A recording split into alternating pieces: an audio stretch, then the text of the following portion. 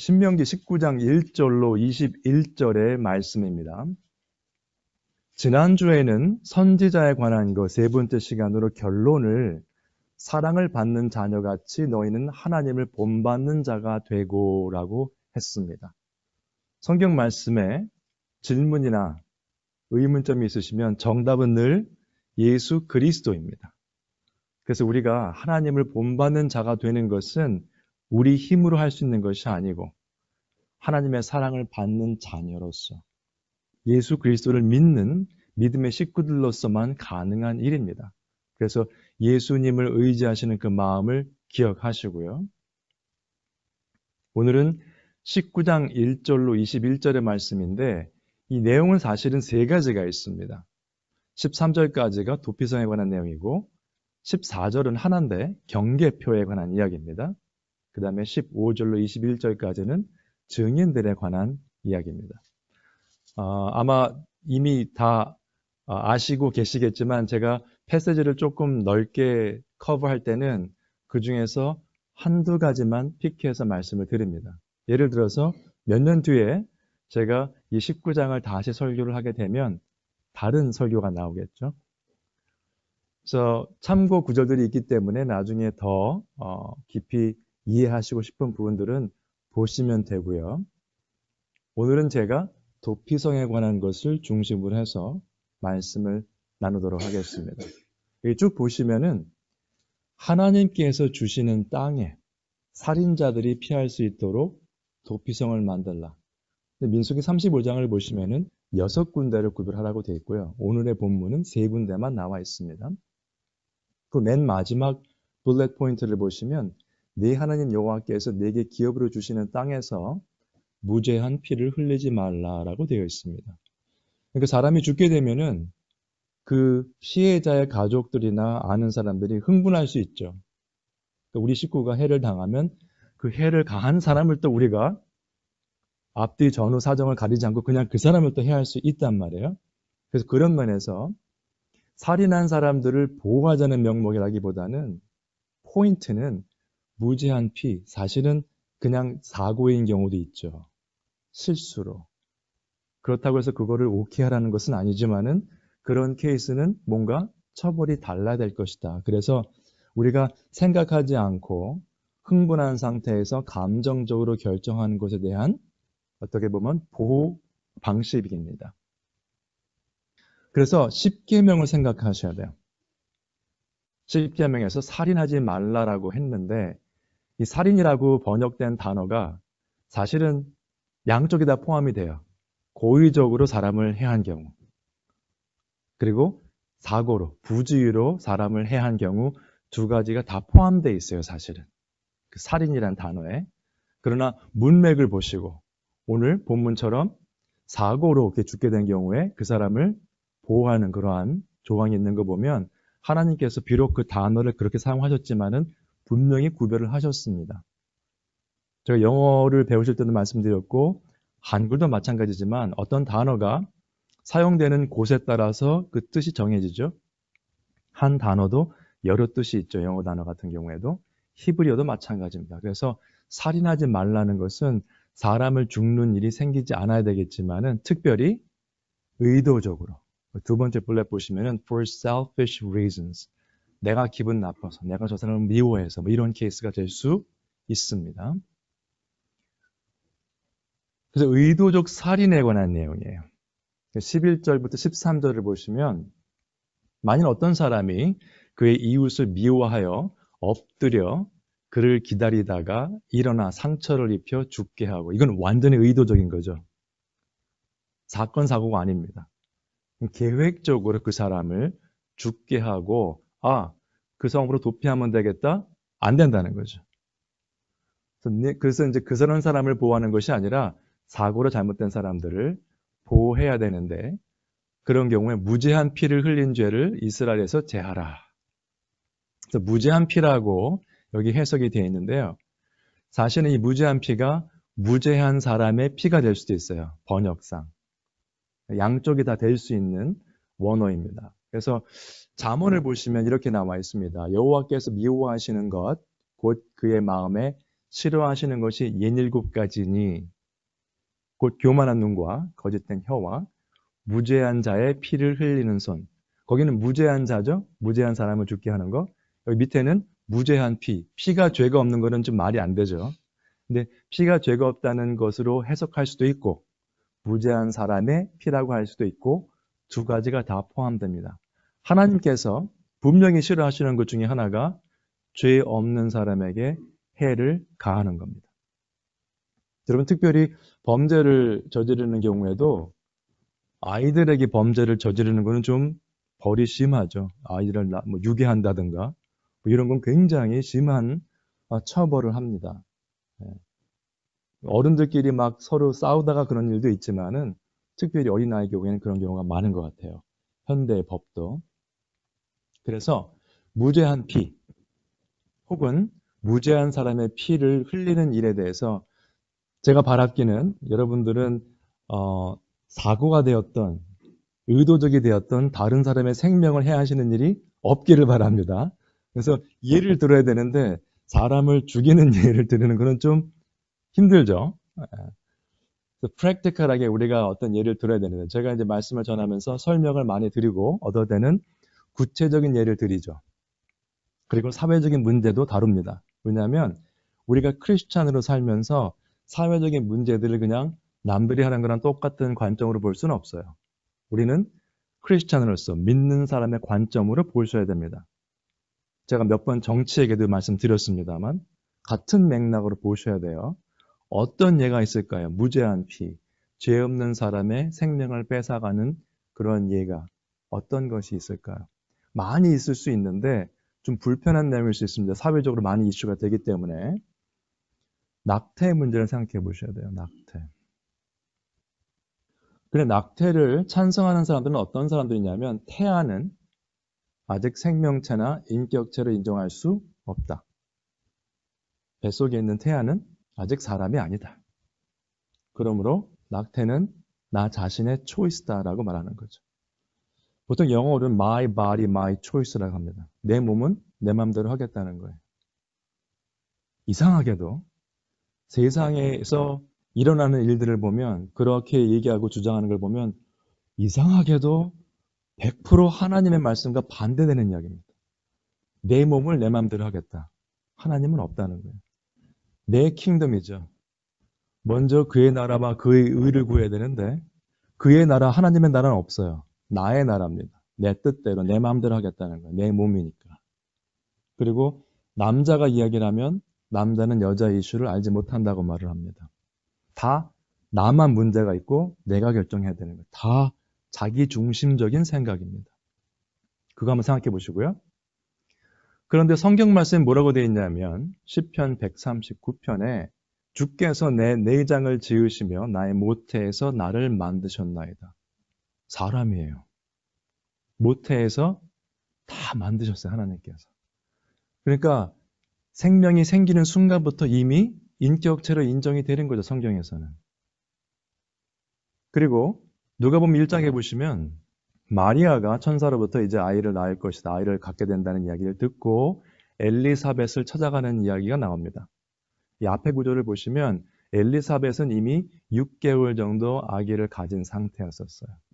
마리아는 자기가 이제 임신한 소식을 듣고 찾아갔죠.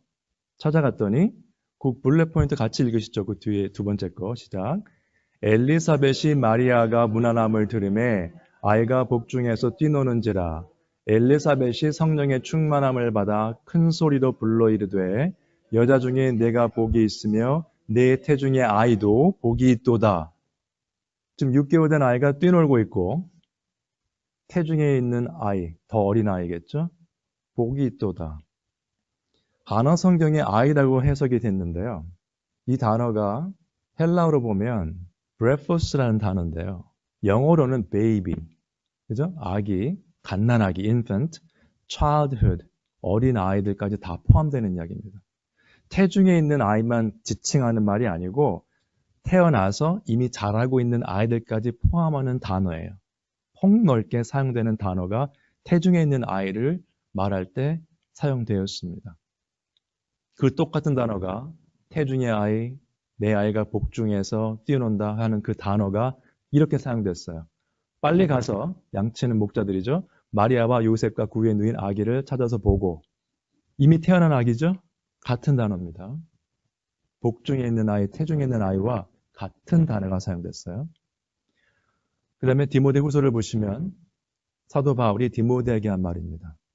또 어려서부터 성경을 알았나니 성경을 알고 읽을 나이면 어떻게 될까요? 갓난아이가 엄마도 못하는데 성경을 이해할 수 있을까요? 좀 자라야 되겠죠. 그 어려서부터라는 단어도 이 단어에서 파생된 단어입니다. 그러면 태중에 있는 아이부터 조금 자라서 말귀를 알아듣는 아이까지 다 포함해서 살아있는 인격체입니다. 그런데 우리는 내 몸이고 내 초이스니까 낙태를 하겠다. 그리고 어떻게 하죠? 그 낙태를 지금 조장하는 쪽으로 우리는 서포트를 하죠. 교회를 다니시는 분들도. 선거를 그쪽으로 가십니다. 그게 왜 이슈냐? 제가 크리스찬 되기 전까지는 그걸 이슈로 본 적이 없습니다. 저는 늘 경제 문제가 가장 큰 이슈인 줄 알았어요. 크리스찬 되기 전까지는. 크리스찬이 된 후부터는 이 문제만 보이더라고요. 동성연애 문제, 이런 문제가. 세상에서 볼 때는 바보 같은 이야기죠, 사실. 그 다음에 또 하나 주장하는 것이 원치 않는 임신이었습니다. 제가 그 임팩트를 설명드리기 위해서 지금 사람들이 죽은 숫자입니다. 38만 5천 명이 2020년도에 죽었고 임팩트를 설명하기 위해서 말씀을 드리는 거예요. 올해 어제까지 현재 43만 명 이상이 미국에서 삶을 마감했습니다. 그래서 81만 5천 명 이상 작년 올해 2년이란 세월 동안에 81만 5천 명이 사망했는데 이 정도로 사람이 죽으면 어떻게 될까요? 난리 나죠. 지금 난리가 났습니다. 팬데믹 때문에 81만 5천 명이 사망했어요. 미국에서만. 작년, 올해. 올해 더 많이 사람이 세상을 떠났죠. 다 백신을 맞음에도 불구하고 빨간 박스 난 거 한번 보시기 바랍니다. 낙태 현실입니다. 100만 명 이상이 죽었어요. 한 10여 년 전, 거의 20년 전에는. 지금은 줄어서 80만 명 정도가 매년 낙태를 당합니다. 매년. 이거 큰 이슈로 삼는 사람 별로 없습니다, 여러분. 계속 my body, my choice예요. 나의 자유다. 백신은 무조건 맞아야 되죠. my body, my choice 아니죠. 남들한테 피해 준다고. 근데 아기 생명을 죽이는 것은 내 초이스다. 우리는 성경 말씀을 전해드릴 때 이런 사람들을 정죄하자는 게 아닙니다. 그 전에 그런 일이 있었다면 앞으로는 없어야 되겠죠. 에베소서에 보시면은 도둑질을 하던 자는 도둑질 하지 말고 이제 돈을 벌어서 남을 도와줘라. 예수 믿고 계속 도둑으로 살 수는 없잖아요. 예수 믿고 나서 계속해서 죄를 지으며 살 수 없다는 겁니다. 무죄한 피를 흘리는 사람들, 그 사람들 복음으로 전파해서 그 사람들도 삶이 변화되도록 하셔야 되고 무죄한 죄를 피를 흘리는 것을 정책적으로 밀어붙이는 사람들을 우리가 서포트할 수 없습니다. 여러분. 어떻게 서포트하는지 아세요? 잠깐 한마디만 더 드릴게요. 낙태하는 것에 대한 그 시술 비용과 회복하는 모든 비용을 나라에서 대줘요. 세금 걷어서 내줍니다. 근데 그렇게 해주면 세금을 내는 사람은 뭡니까? 이해가 안 되죠? 만약에 여러분 본인이 2만 불짜리 차를 살 수밖에 없는데 5만 불짜리 차를 샀어요. 페이먼트가 힘들어요. 그럼 나라에서 도와주던가요? 안 도와줍니다. 조금 다른 문제 같지만 이걸 보시면 돼요. 원치 않는 아기 중에 어떤 범죄가 연루되는 경우가 있죠. 성범죄가 연루가 돼서 임신을 하는 경우가 있습니다. 그래서 그러는 경우에 아기를 낙태를 하는데 여러분 그런 케이스는 1% 미만이에요. 그리고 성경적으로 볼 때 보십시오. 아버지는 그 자식들로 말미암아 죽임을 당하지 않을 것이요. 자식들은 그 아버지로 말미암아 죽임을 당하지 않을 것이니 각 사람은 자기 죄로 말미암아 죽임을 당할 것이니라. 아기가 무슨 죄입니까? 범죄자가 있고 피해자가 있는데 그 일 때문에 아기가 죽는 거예요. 당연한 것처럼 생각을 합니다. 이 세상에는. 원치 않는 임신이다. 현재 미국 전체 출산율이 매년 보시면 2019년 통계인데요. 1000명당 12명의 아기가 출산된다고 합니다. 미국 평균이죠. 미국 전체 평균. 나이에 관계없이. 미국에 있는 10대 출산율이 1000명당 16명이에요. 평균을 웃돌죠. 결혼한 사람, 이런 사람 다 포함해서 12명 출산인데 평균이. 티네이저만 봤더니 16명의 아기가 탄생합니다. 1000명 중에서. 이게 낙태의 문제입니까, 여러분? 낙태를 해야 되느냐, 하면 안 되냐의 문제입니까, 지금? 삶의 모습의 문제입니다. 10대 아이들이 왜 임신을 해야 됩니까? 어떻게 살았습니까? 여러분, 지금 크리스찬 가정에도요, 교회에 있는 목사의 자녀들도 엉망입니다, 지금. 도덕성을 찾아볼 수가 없어요. 남들이 다 하니까 캠퍼스 가서 그냥 합숙하고 같이 살아요. 돈 절약한다고 그런 명목으로. 근데 크리스찬 가정의 그런 아이들이 부지기수입니다. 그러다 보니 아이를 가질 수 있게 되겠죠. 10대 아이들도. 칼리지뿐만 아니라 그 전에 다. 우리는 아이들에게 어떤 것을 가르치고 계십니까? 삶 가운데. 여자아이 혼자 아이를 가질 수는 없죠. 대상이 있겠죠.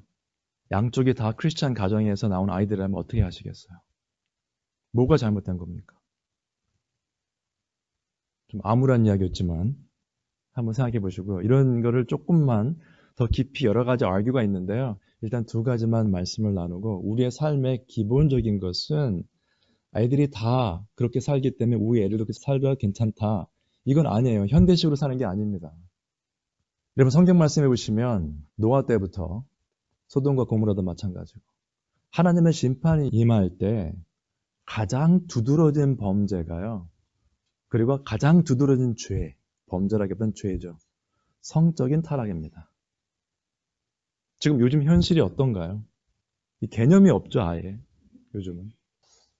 그러면 이것은 뭐 특별한 예라고 하고요. 다른 예를 좀 생각해 보겠습니다. 우리 모두에게 정말 해당될 수 있는 예가 되겠죠. 조금 전에 말씀 나눴던 앞에 부분만 나눴습니다만 잠언 6장의 말씀인데 무죄한 자의 피해에 관한 얘기가 있었던 부분이죠. 이 부분을 전체를 한번 같이 한번 읽으시겠습니다. 시작. 여호와께서 미워하시는 것, 곧 그의 마음에 싫어하시는 것이 인일 것까지니 곧 교만한 눈과 거짓된 혀와 무죄한 자의 피를 흘리는 손과 악한 계교를 꾀하는 마음과 빨리 악으로 달려가는 발과 거짓을 말하는 망령된 증인과 및 형제 사이를 이간하는 자이니라. 여호와께서 미워하시는 것, 곧 그의 마음에 싫어하시는 것이라고 표현되어 있는데 미워하시는 것, 싫어하시는 것, 강조한 거죠.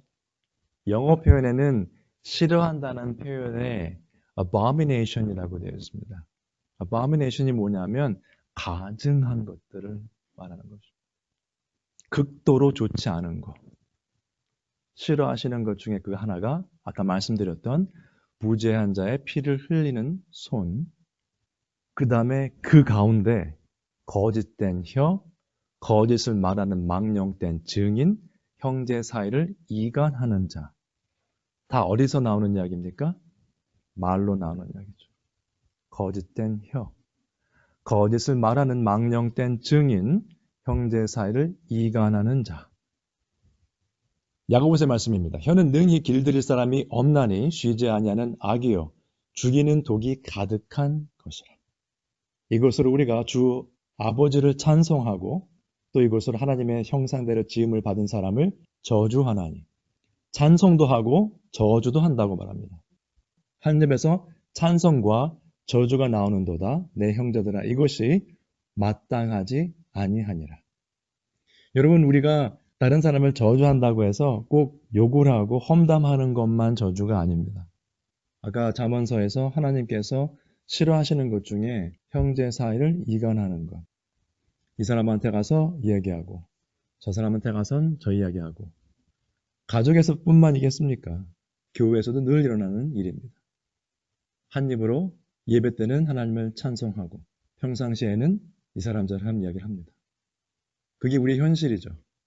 죽이는 독이 가득한 혀를 가진 우리의 모습입니다. 그러나 하나님께서는 한 입에서 찬송과 저주가 나오는 것은 마땅하지 아니하다고 말씀하셨습니다. 이 정도는 되겠지 하는 말 때문에 사람들의 상처를 받고 그 일 때문에 가정이 갈라지고 교회가 갈라지는 것입니다.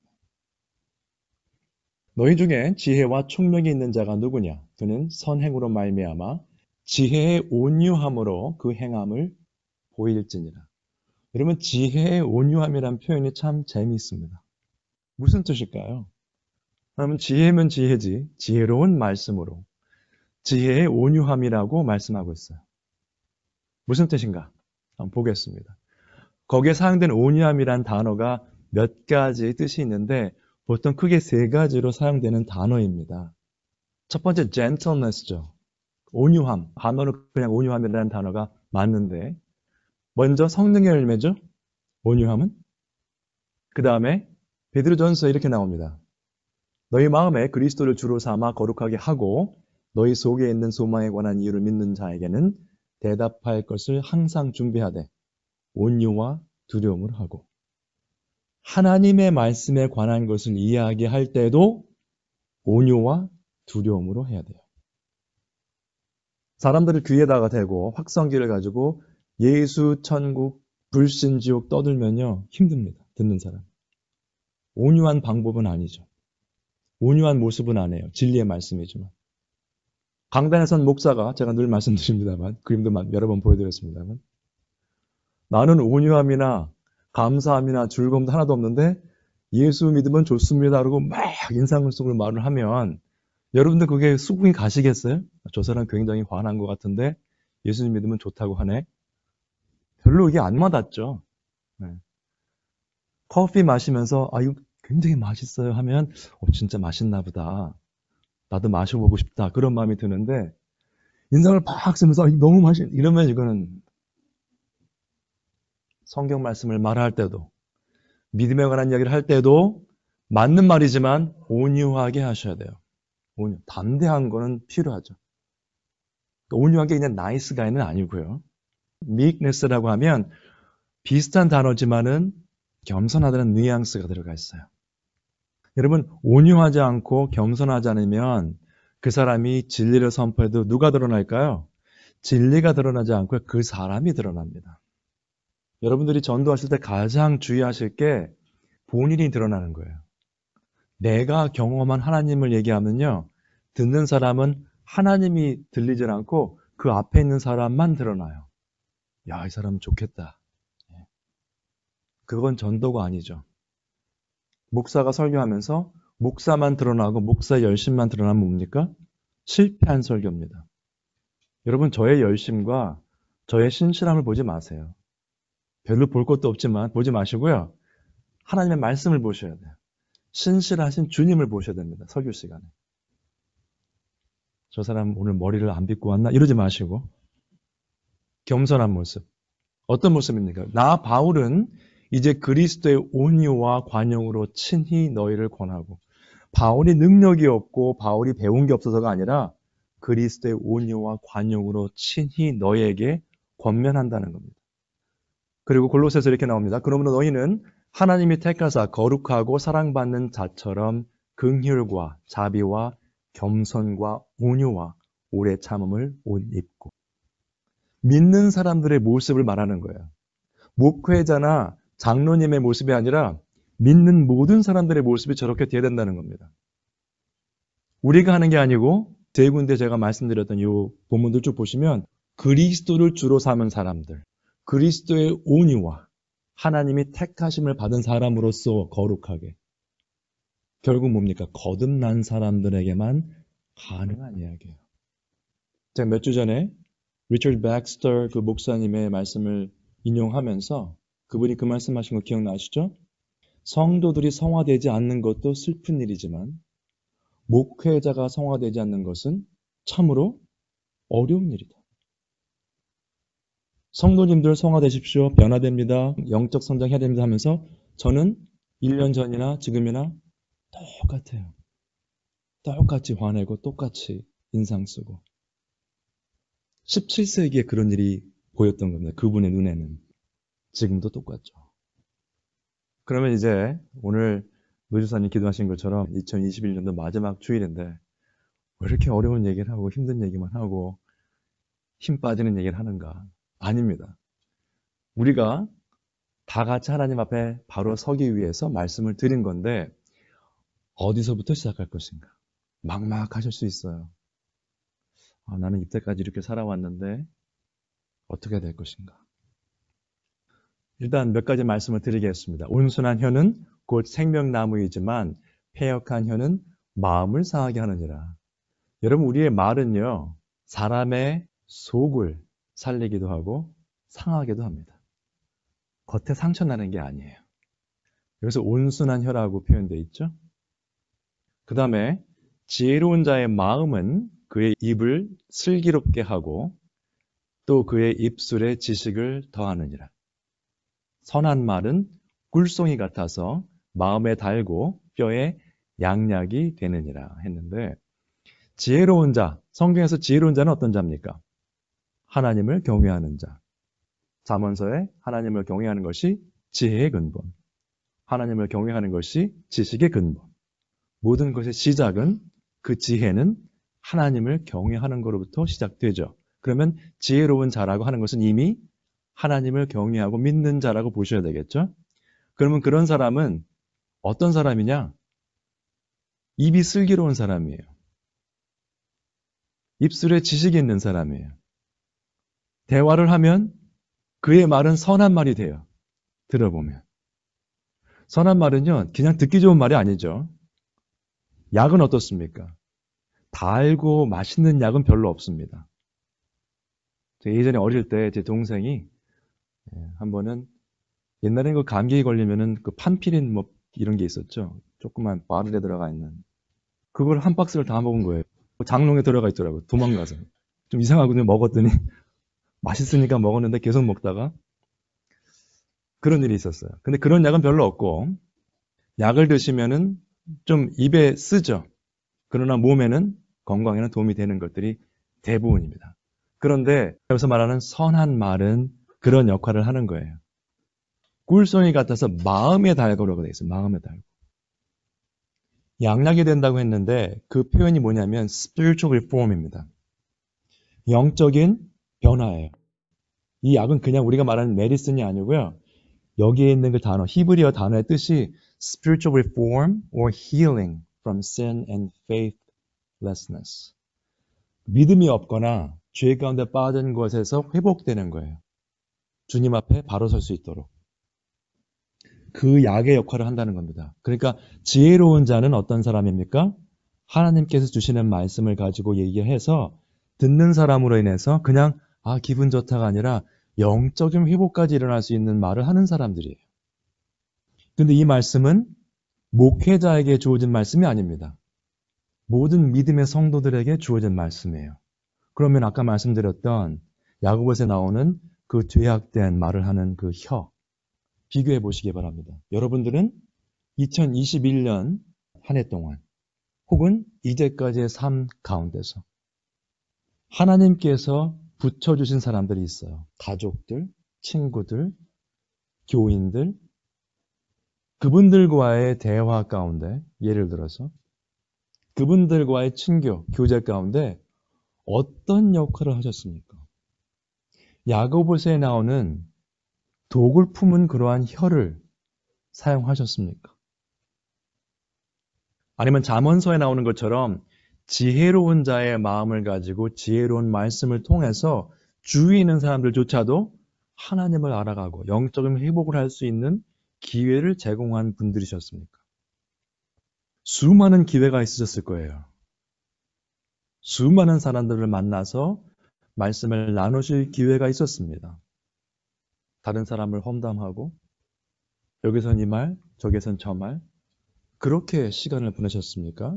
아니면 선한 말을 통해서 다른 사람들의 영적인 회복을 도우셨습니까?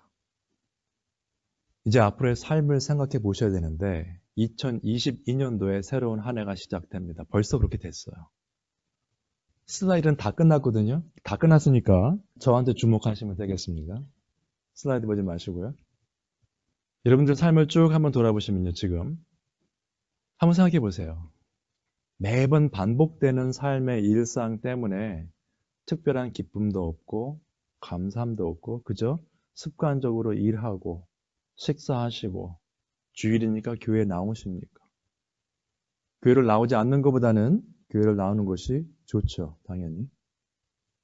아니면 삶 가운데 정말 어려운 일, 힘든 일, 끝이 보이지 않는 터널 같은 곳에 지금 상황에 있으셔서 정말 그냥 힘들어 하시면서 계십니까?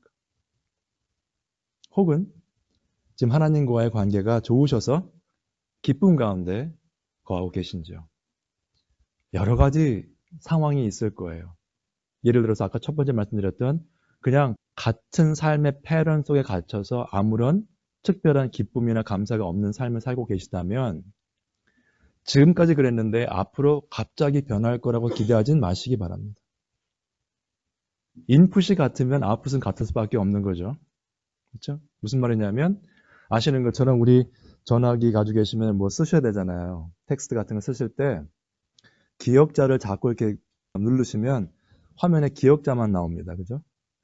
근데 계속 기억자만 나오는데 기억자를 계속 누르시면서 왜 기억자만 나오지?